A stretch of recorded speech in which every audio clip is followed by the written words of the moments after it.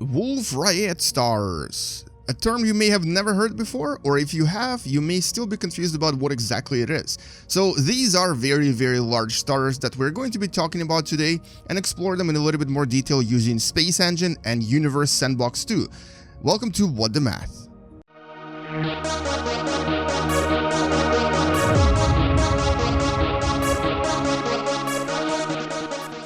And first and foremost, what I wanted to do is actually show you the types of stars that are already available in Universe Sandbox. If you type grid, you'll be able to see there's several types of grids here. And the one I wanted to take a look at is, well, first of all, we can look at this all star types grid, and you'll see that here it's actually kind of overcrowded. As a matter of fact, the music stops because it can't process anymore. But anyway, so what you see is that there's anything from the smallest star that's about this big, only about this big. I'm actually going to slow down time a little bit because it's going a little bit too fast.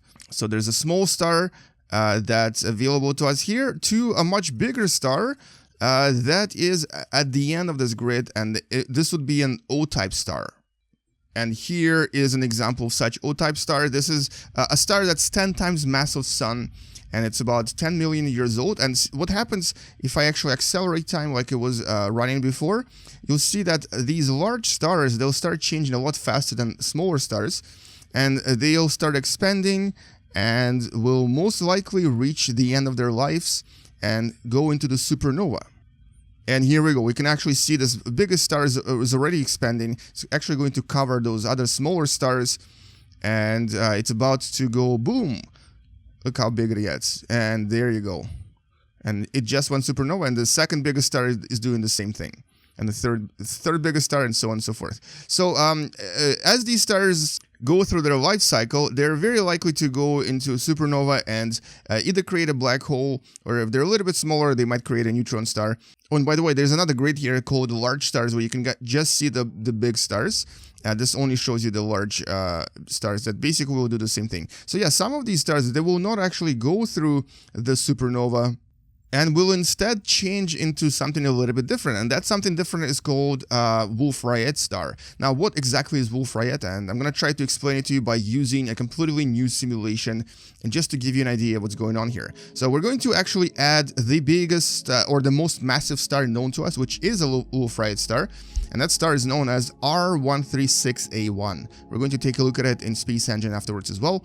And so this star is actually, well, let me just show you, just for a comparison, let me just show you what it looks like in a regular simulation. So this is our solar system. Our Earth is right there. There is our beautiful Earth. And I'm going to add this massive star right in the middle, or somewhere close to, actually no, let's just place it here because it's going to destroy everything. We're going to place it on the side here. And just to give you an idea of how massive it is. So there it is. I'm going to place it right here. And as soon as I place it, because it's like, well, at least according to this simulation, it's 260 masses of Sun. It's basically, it starts sucking everything in. There you go. There, and it just sucked in our Sun and caused supernova and has now become a black hole. And all right, let's do this again. I'm going to show you what the star may look like in reality. So in real life, a Wolf-Rayet star code R136A1 is anywhere between 250 to possibly even 260 masses of Sun. So it's very, very, very massive.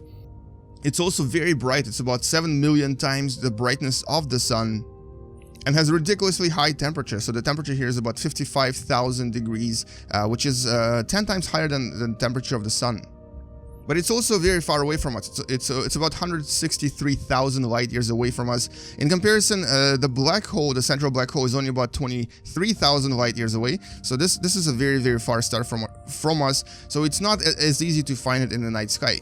Now I'm going to do the following to make this more realistic. So what happens in these supermassive stars is that they don't just have nuclear fusion going on in the center like our Sun does, but they actually have several layers of nuclear fusion, and even pockets of nuclear fusion where different elements start combining into other elements and create a lot of energy. So there's hydrogen to helium somewhere on the surface, there's helium to carbon and nitrogen conversion deeper inside, and then There's also CNO cycle, which refers to the conversion of carbon, nitrogen, and oxygen into each other, and basically they also release a lot of energy, and this usually occurs in really heavy elements, and it goes on up until the center where things convert into things like iron. Now, there's a lot of these pockets everywhere, and because of all of the massive amounts of energy produced, what happens to these stars, these really massive stars, is that once in a while they'll start spewing out masses of gas.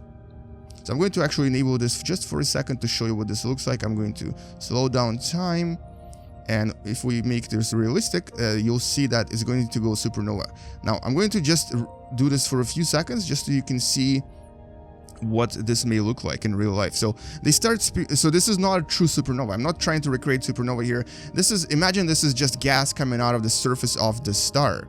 And because of all of this nuclear reactions going on the inside, all of this hydrogen on the surface, all of these other gases start slowly moving away from the star, and they actually create this very large, very massive, almost like solar system-sized gas cloud, which is it's kind of comparison to a nebula, which usually kind of looks very similar, but this would be much smaller and is very localized to the star. And so a lot of this gas just kind of stays there. Inside, on the inside, you usually have a very massive star, but at the same time, sometimes these stars actually lose their outer layer of hydrogen and just kind of show you the inside part, which is really just carbon and oxygen and nitrogen.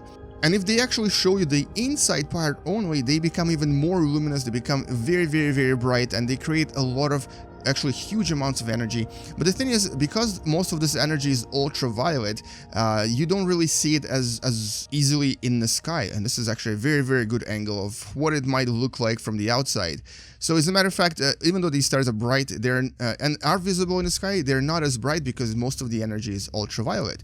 And when this ultraviolet energy hits these clouds, when a lot of this energy hits the clouds, it creates something called luminescence. So this is kind of how the neon bulbs work, actually. When the really highly energized particles hit the neon inside the light bulbs, they start sort of glowing. And this is what happens in these stars. This whole thing starts glowing and emitting a lot of energy.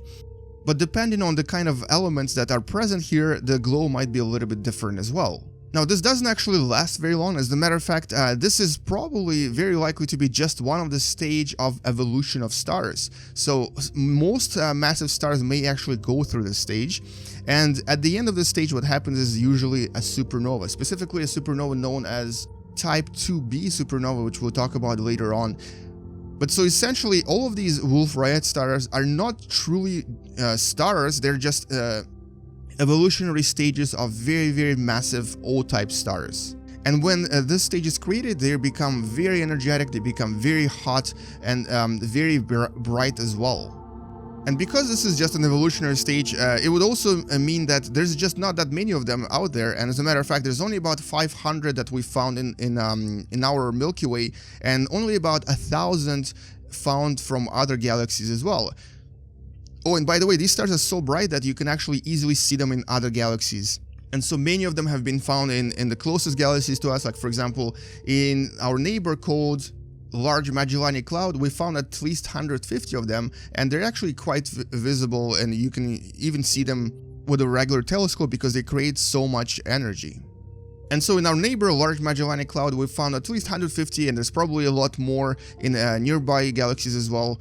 And usually these are some of the first objects you can see because they're basically creating so much energy and they're so bright as well.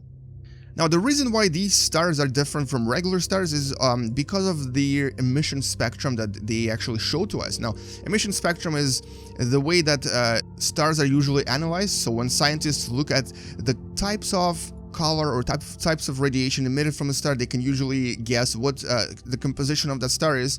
But for Wolf-Rayet stars, the emission spectrum is actually very wide, and also includes very highly ionized helium, nitrogen, and carbon emissions, which are very uncommon. And this ionization is because of what I just showed you. So a lot of helium, a lot of nitrogen, carbon, and also hydrogen is also in these outer layers, and it gets ionized by all of this really energetic ultraviolet radiation coming from the inside part. But at the same time, Wolf-Rayet stars don't always do this. As a matter of fact, there's several types of Wolf-Rayet stars and several types of emissions, so some of them may actually do something a little bit different. But what makes all of these very, very similar to each other is that, first of all, they're very massive. Second of all, they're very bright, they're very energetic, and their emission spectrum creates this kind of a very wide band that normal stars don't create. And these emission lights are usually created because of this, what I just showed you here. So the star starts spewing out a lot of gas, it moves at very high velocity, and because of this, because of these huge amounts of gas around the star, they usually create these very wide emission lines. Alright, so let's just accelerate this and we're gonna see what this looks like. This is actually a supernova, so it's not exactly representative of what happens around Wolf-Rayet star, but this was the best visual example I could think of. Now, one of the most bright stars in our night sky is actually a Wolf-Rayet star, and it's a star called Gamma 2 Velorum. We actually do have this star in our simulation here. It's called Gam 2 Vel. And you can find it right here, but it's actually much smaller than it should be. As a matter of fact, I don't think it's a very good representation of what our Wolf-Rayet star looks like, because this particular object is just a regular sort of orange star. It's a main sequence star, so it's not exactly a Wolf-Rayet star, even though it actually says Wolf-Rayet star under type. So it's not exactly the correct representation here. But nevertheless, this star is actually very, very bright in our night sky and can easily be seen with naked eye. And if you have a telescope, you can actually try to investigate and find it. So if you actually want to try to find it, and if you have a telescope, look up Gamma 2 Velorum, and you'll be able to find the actual location of this star in the night sky. Okay, so that's all I wanted to show you in Universe Sandbox 2. I hope that this visual representation of Wolf-Rayet star was quite clear, and now you kind of know more about them. And in the next part, what we're going to do is we're going to take a look at Wolf-Rayet stars that are available to us in Space Engine, and we're going to try to explore them in more detail there and fly around them as well. Anyway, thank you so much for watching. I'll see you guys in the next part, where we're going to use Space Engine and we're going to investigate these stars more visually. Thank you so much for watching, thank you for subscribing, and like this video if you've enjoyed watching it. Game you later, guys, and as always, bye bye.